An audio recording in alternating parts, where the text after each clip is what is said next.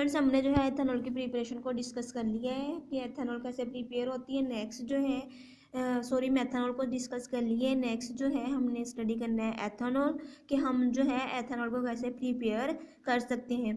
तो एथेनॉल के different methods हैं एथेनॉल के प्रिपरेशन के लिए, लेकिन जो कॉमनली यूज इसका मेथड है पूरी दुनिया में जो है हम लोग मोस्टली जो है फॉलो करते हैं वो है फर्मेंटेशन। फर्मेंटेशन का वर्ड आपने अक्सर सुना होगा, बायो में इसको पढ़ा भी होगा, ठीक है। मोस्टली स्टूडेंट्स जो इसके बारे में जानते होंगे। तो फर्मेंटेशन जो है, फर्मेंटेशन को यूज़ करते हुए हम लोग एथेनॉल कैसे प्रिपेयर कर सकते हैं वो जो है आज हमने स्टडी करना है।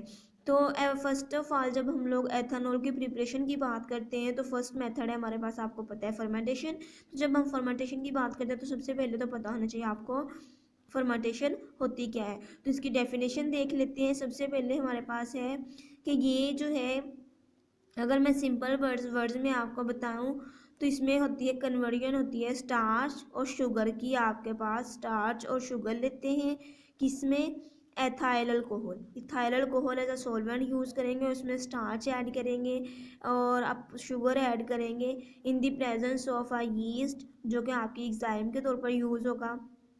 और इस प्रोसेस को हम लोग कहते हैं, ये हमारे पास क्या है, फर्मेंटेशन। तो यहाँ पे पहले डेफिनेशन लिख लें, कन्वर्जन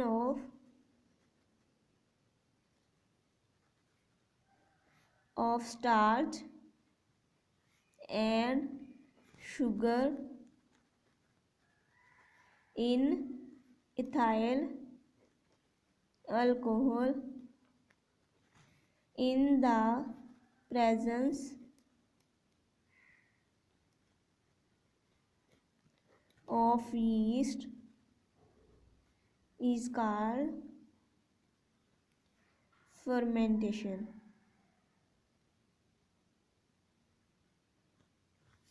ये थी आपकी डेफिनेशन, ठीक है। इसके अलावा आपकी बुक पे भी देखें तो बुक पे भी जो है डेफिनेशन मेंशन की हुई है कि बायोकेमिकल प्रोसेस है which occur in the presence of certain enzyme created by micro organism such as yeast, ठीक है।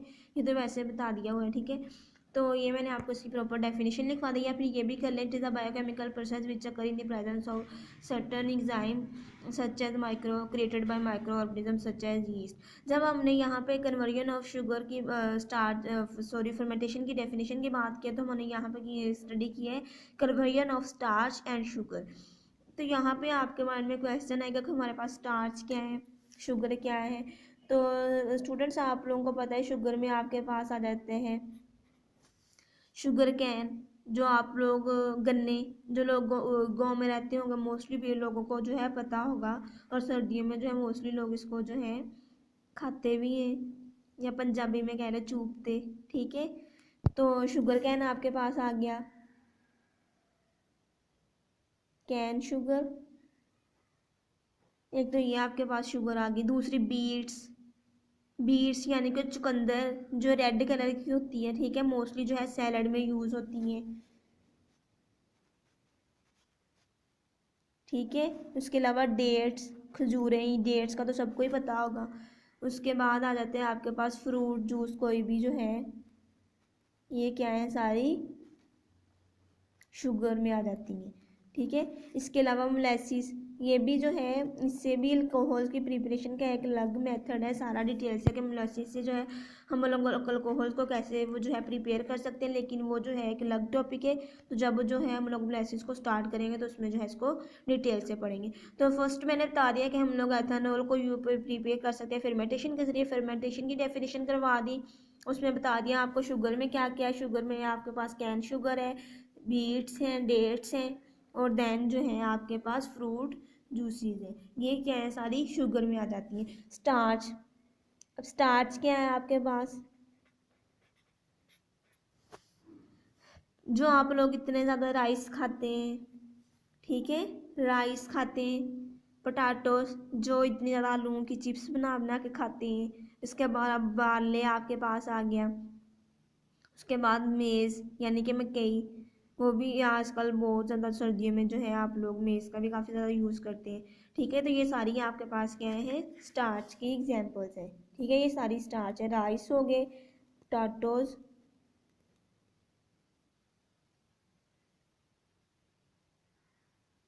देन बार्ले,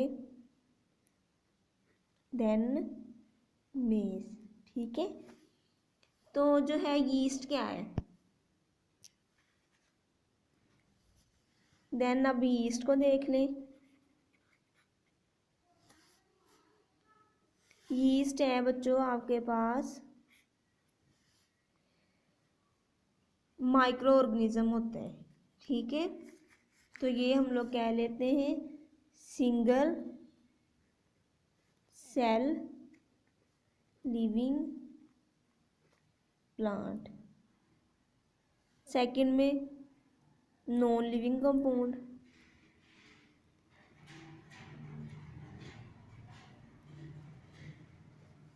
और थर्ड जो है एग्जाइम्स, यानी ये एग्जाइम के तौर पर एक्ट करता है। ठीक है, ये था यीस्ट। यीस्ट जो है माइक्रो ऑर्गेनिज्म के तौर पर एक्ट करता है, यानी कि सिंगल लिविंग प्लांट हो सकते हैं या फिर कोई नॉन लिविंग कंपाउंड हो सकता है, या फिर क्या ये जो है एग्जाइम के तौर पर एक्ट करता है, तो इसलिए हमने कह दिया ये जो है एग्जाइम के तौर पर एक्ट यूज़ करते हैं इसको, इसलिए मैंने लिख दिया कि क्या करते हैं एग्जाम के तौर पर इसको यूज़ कर सकते हैं। अब क्लास कंडीशंस क्या है, फर्मेंटेशन किन कंडीशन में प्रोसीड करती है, तो कंडीशंस है आपके पास।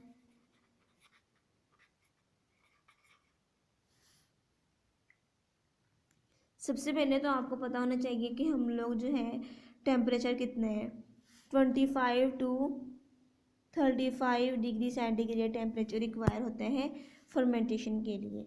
देन कौन कौन से प्रोसेस है जो हम लोग यूज़ कर सकते हैं फर्मेंटेशन के लिए।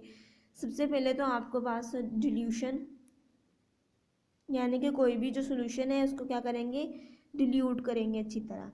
ठीक है, फिर जो है एब्सेंस ऑफ एनी प्रिजर्वेटिव। ठीक है, सेकंड पॉइंट क्या है कि absence of any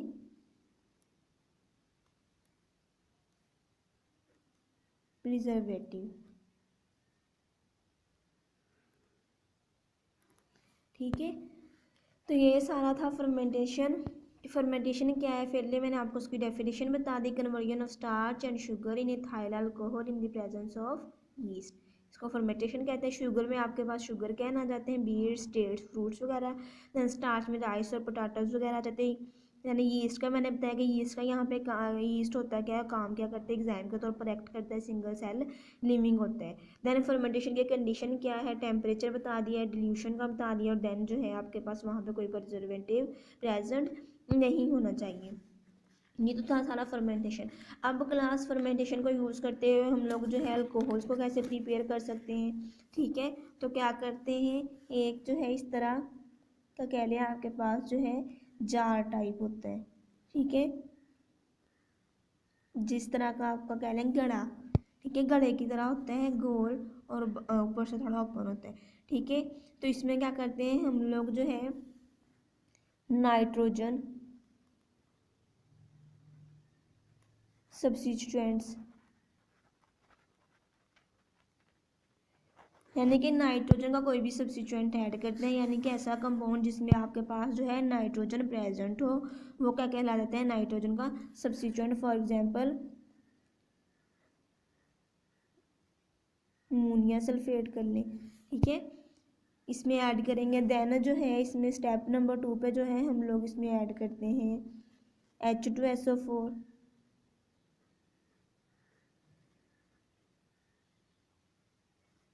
round about 0.252। ठीक है, देन जो है थर्ड स्टेप में क्या करते हैं, इसमें यीस्ट ऐड करते हैं, जो कि आपको पता है एंजाइम के तौर पर एक्ट करते हैं। ठीक है, देन जो है इस तरह की आपकी एक स्टरर होती है। जब ये सारा कुछ इसके अंदर ऐड कर दे, इस तरह स्टरर से इसको घुमाते हैं, तो देन जो है आपके पास जो है प्रिपरेशन हो जाती है अल्कोहल की। ये जो है बुक में मेंशन नहीं है सारा प्रोसीजर कि आप लोग जो है फर्मेंटेशन के कैसे अल्कोहल बना सकते हैं। उन्होंने वैसे आपको जनरल जो है थोड़ा सा फर्मेंटेशन का बताया है, और बताया कि कौन कौन सी कंडीशन जो है यूज़ करके आप लोग फर्मेंटेशन के से अल्कोहल बना सकते हैं। ये जो है बुक में नहीं है, ये थोड़ी एक्स्ट्रा चीज़ है जो मैंने आपको बताई है। ठीक है, जो बाकी बुक पे मेथड मेंशन है अल्कोहल की प्रिपरेशन का, वो है मोलाइसिस से और स्टार्च से। वो हम लोग जो है कल डिटेल में स्टडी करेंगे। दूसरी बात ये कि फर्मेंटेशन एक्सोथर्मिक प्रोसेस है या एंडोथर्मिक प्रोसेस, तो ये जो है एक्सोथर्मिक प्रोसेस होती है।